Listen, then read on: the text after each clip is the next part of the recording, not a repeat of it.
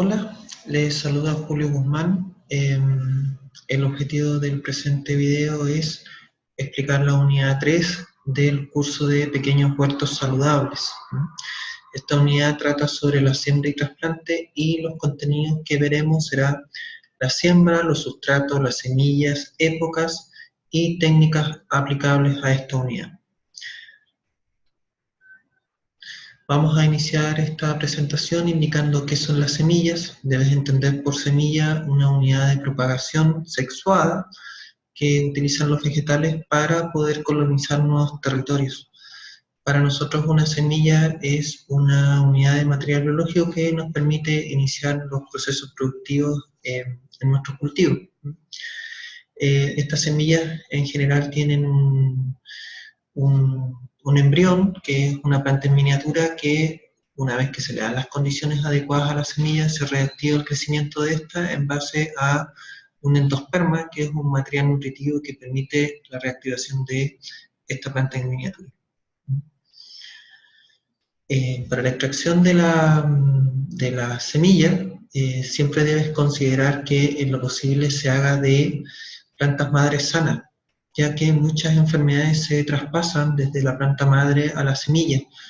Por lo tanto, si la planta madre estaba enferma, probablemente la semilla obtenida también va a padecer la misma enfermedad.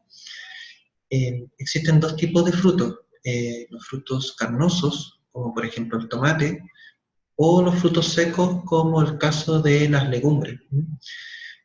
Para el caso de los frutos carnosos, como el tomate, es recomendable traer las semillas con algún tipo de cuchillo de madera para no generar heridas en esta y favorecer procesos de infección de esta semilla.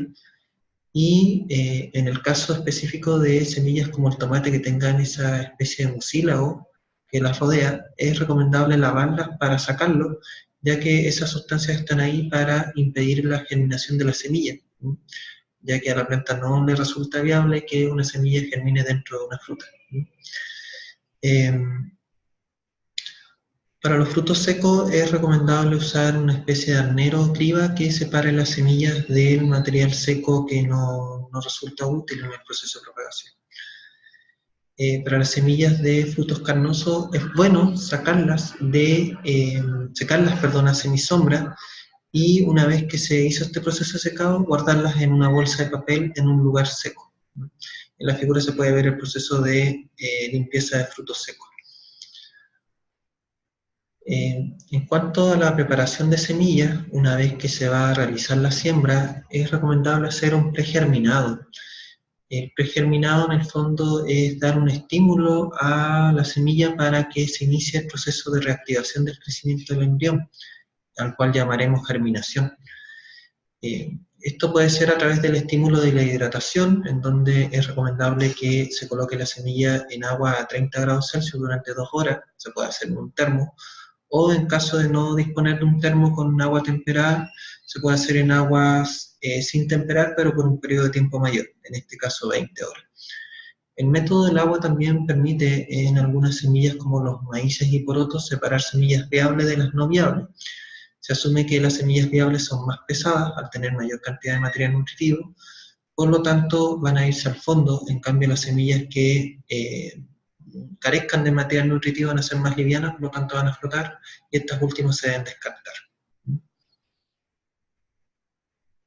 La siembra debe ser entendida como una tarea agrícola en donde se dispone la semilla en el lugar donde se va a ocurrir la germinación. En cambio de que sea siembra directa, incluso la semilla en ese lugar va a completar todo su ciclo de vida. Si es que es almácigo, solamente va a ser una parte de la etapa y posteriormente se va a trasplantar al lugar definitivo. En cuanto a los tipos de siembra, existe la siembra al voleo.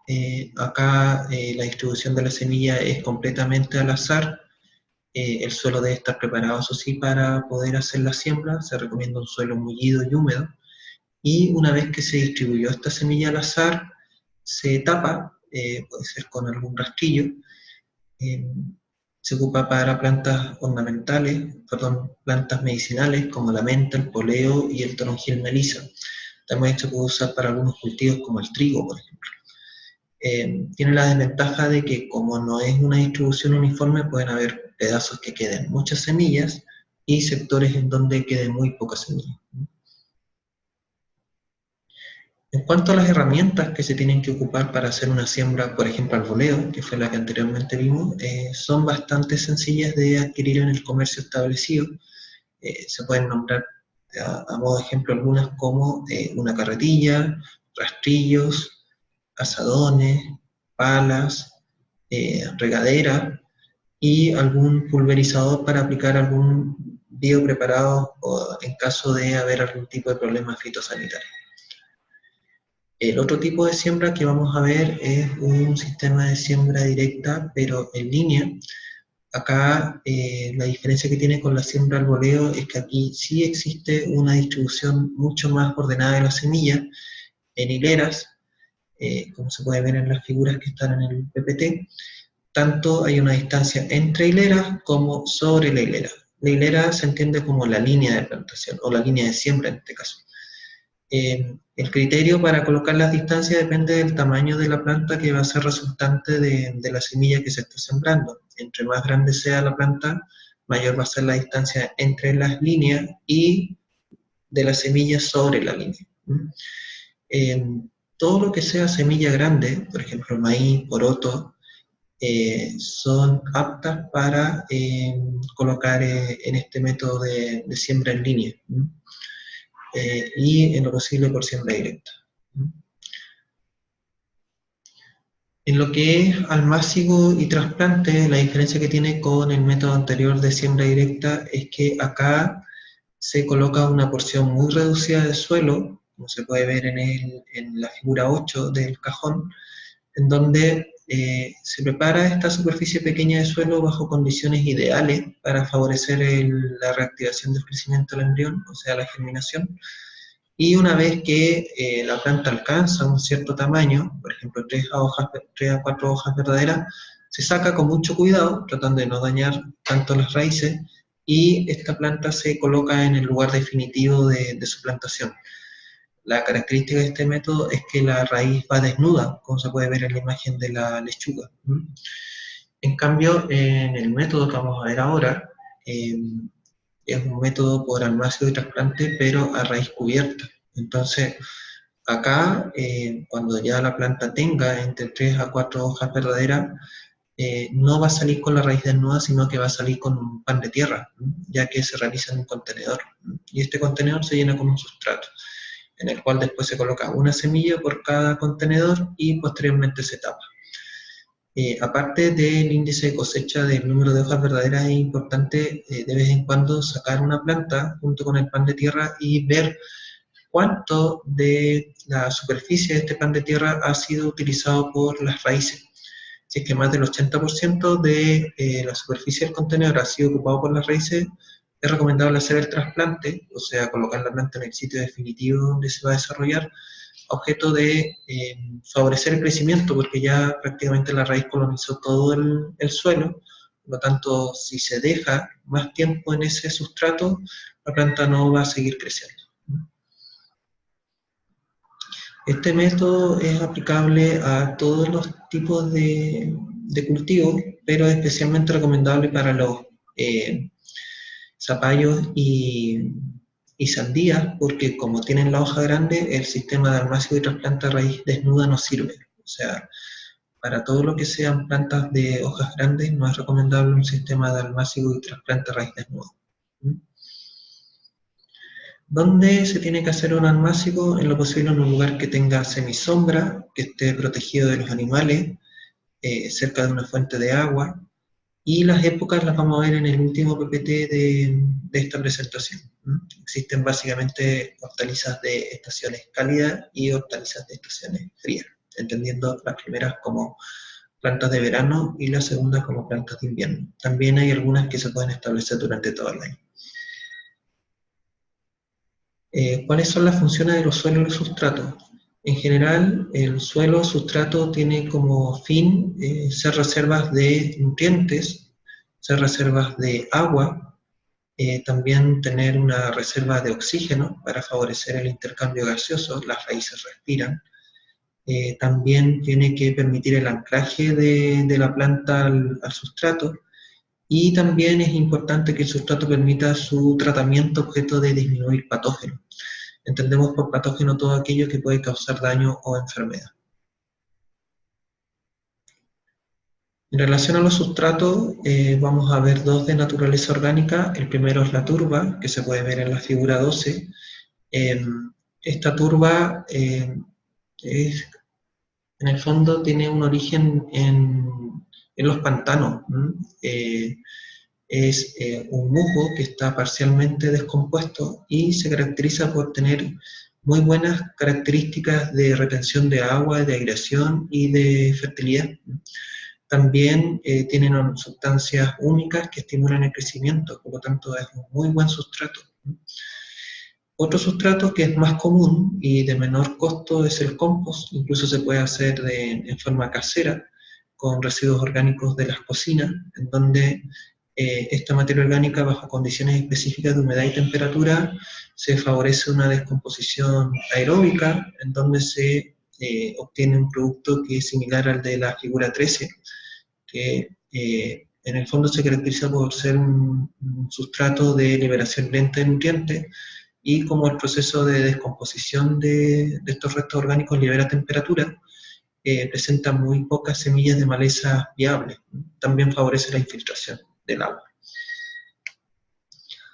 Dentro de los sustratos inorgánicos vamos a ver dos también. El primero es la arena de río. Se caracteriza por tener una baja fertilidad, por lo tanto no es común usarla en forma sola, se ocupa en mezcla.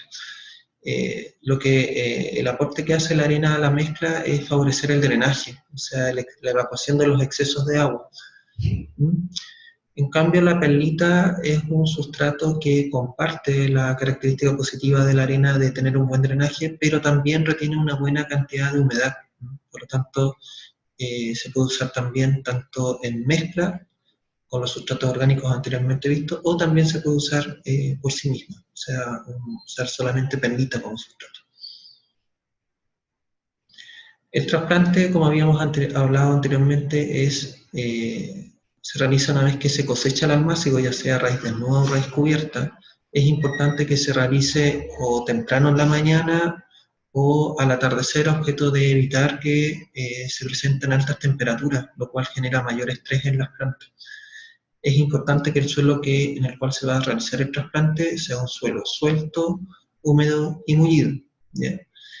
En el caso de que se realice raíz desnuda, es importante que la raíz quede en posición vertical, o sea, que no quede formando una U en el suelo, ya que eso favorece la pudrición, y que quede en contacto íntimo con el suelo. También es importante que se respete la profundidad de trasplante, en donde no se entierre el cuello de la planta, o sea, el mismo nivel en el cual estaban en el almácigo, se coloque a nivel de trasplante. Y acá por último vamos a ver un calendario de siembra. Como se puede ver, hay hortalizas que son más bien de estaciones cálidas, por ejemplo el cilantro, que se hacen las siembras entre agosto y septiembre, y todo el desarrollo de cultivo se hace en la época de estación cálida. En cambio, hay otras hortalizas que son de estaciones más bien frías, como por ejemplo aquí podemos ver este tipo de cebolla, que lo estamos colocando en las siembras entre enero y febrero, y todo el desarrollo va a ser en la época invernal, como tú puedes ver acá. En cambio hay otras especies como la selga que se pueden cultivar durante todo el año. Acá en este cuadro tú puedes ver si se puede hacer. En el caso de la selga, aparte de la época que es todo el año, indica que se puede hacer tanto por almácigo como por siembra directa, que la profundidad de siembra es de 2 centímetros.